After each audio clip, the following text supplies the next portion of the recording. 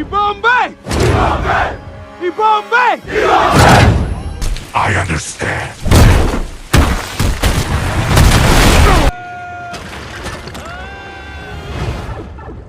አንድ ፊልም ለመስራት $100 ሚሊዮን ወጥቶበታል እንበል። ነገር ግን ያንን ፊልም እንድታዩት ለማሳመን ብቻ ለማስታወቂያ ስንት ብር የሚወጣ ይመስላችኋል? ማስታወቂያው ፊልሙን ከመስራቱ የበለጠ ውድ የሆነበት አጋጣሚ አለ። ይህ የሆሊውድ ትልቁ ምስጢር ነው። ዛሬ የምናደርገው ጉዞ ወደዚህ አስደንጋጭ የቁጥሮች ዓለም ነው። ዝርዝራችንን ስንጀምር የምናያቸው ቁጥሮች ያስደነግጣቸዋል። ነገር ግን ቁጥር 1 ላይ ስንደርስ የምትሰሙት የማስታወቂያ በጀት አንድ ፊልም እንዴት ከሲኒማ ወደ ዓለም አቀፍ የባህል ክስተትነት እንደሚቀይረው ያሳያቸዋል። እስከ ቪዲዮ መጨረሻ ከቆያችሁ አስደማሚውን የቁጥር መጠንና የሚከፈለውን መስዋዕትነት ትመለከታላችሁ።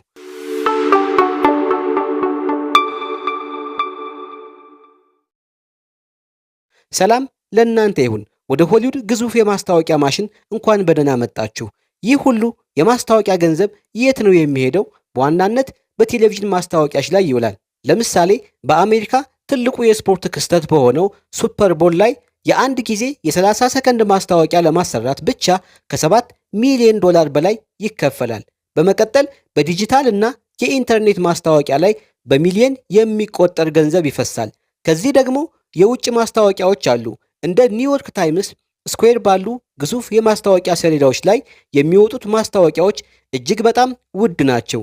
ከዚህም በተጨማሪ የህዝብ ግንኙነትና የፊልም ምረቃ ወጪዎች አሉ። ከሁሉም በላይ ወሳኙ ነጥብ ይህ ገንዘብ ለአንድ ሀገር ብቻ ሳይሆን ለመላው ዓለም መሆኑ ነው።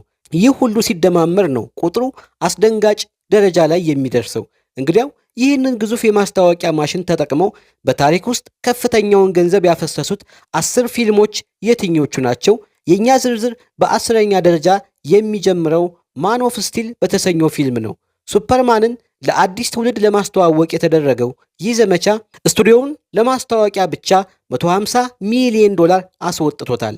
በ9ኛ ደረጃ ላይ የምናገኘው ዘ ዳርክ ናይት ራይዝስ ነው። ይህንን ተወዳጅ ታሪክ ለመደምደም የተሰራው ዓለም አቀፍ የማስታወቂያ ዘመቻ $160 ሚሊዮን ፈጅቷል። ወደ 8ኛ ደረጃ ስንመጣ ጋርዲያንስ ኦፍ ዘ ጋላክሲ ቁጥር 2 እናገኛለን። የመጀመሪያው ፊልም ያልተጠበቀ ስኬት ካስገኘ በኋላ ዲስኒ ለሁለተኛው ፊልም ማስታወቂያ $160 ሚሊዮን በማፍሰስ ምንም አይነት ስጋት አልወሰደም። በ7ኛ ደረጃ ላይ የተቀመጠው ፉሬስ 7 ነው። የተዋናይ ፖል ዎከርን መታሰቢያነት ከግምት ውስጥ በማስገባት የተሰራው ስሜታዊና ዓለም አቀፍ የማስታወቂያ ዘመቻ ዋጋው $165 ሚሊዮን ነበር። በ6ኛ ደረጃ ላይ የምናገኘው ሮግ ዋን የስታር ዋርስ ታሪክ ነው። ይህ ፊልም ከዋናው የስታር ዋርስ ታሪክ ውጪ የመጀመሪያው በመሆኑ ተመልካችን ለማሳመን $170 ሚሊዮን የፈጀ ጠንካራ ማስታወቂያ ያስፈልገው ነበር። በ5ኛ ደረጃ ላይ የሚገኘው ሱፐር ማሪዮ ብሮስ ሙቪ ነው። በመግቢያችን ላይ የጠቀስነው ፊልም ይሄ ነው። ይህ የአኒሜሽን ፊልም ለማስታወቂያ ያወጣው $175 ሚሊዮን ፊልሙን ለመስራት ከወጣው $100 ሚሊዮን በጀት በ75 ሚሊዮን ይበልጣል። ወደ 4ኛ ደረጃ ስንመጣ የባህል ክስተት የነበረውን ስፓይደርማን ኖ ዌይ ሆም እናገኛለን። የፊልሙ ትልቁ ሚስጥር እንዳይወጣ በመቆጣጠርና በተመሳሳይ ጊዜ ጉጉትን በመጨመር የተሰራው ይህ ድንቅ ዘመቻ ስቱዲዮውን $200 ሚሊዮን አስከፍሎታል። በ3ኛ ደረጃ ላይ 2 ግዙፍ የኮሚክ መጽሐፍ ገጸ ባህሪያትን በአንድ ፊልም ላይ ለመጀመሪያ ጊዜ ያቀረበው ባትማን ሱፐርማን ዶን ኦፍ ጀስቲስ ይገኛል። ይህንን ታሪካዊ ፍልሚያ ለማስተዋወቅ የወጣው ገንዘብ $200 ሚሊዮን ነበር። በሁለተኛ ደረጃ ላይ የተቀመጠው የ10 ዓመት የማርቨል ፊልሞች ቁንጮ የነበረው አቬንጀርስ ኢንፊኒቲ ዎር ነው። በዓለም ዙሪያ ያሉትን ሁሉንም ገጸ ባህሪያት ያካተተውን ይህንን ፊልም ለማስተዋወቅ ከ200 ሚሊዮን በላይ ወጥቷል። በመጨረሻም በአንደኛ ደረጃ ላይ የተቀመጠው አቬንጀርስ ፍጻሜው ነው።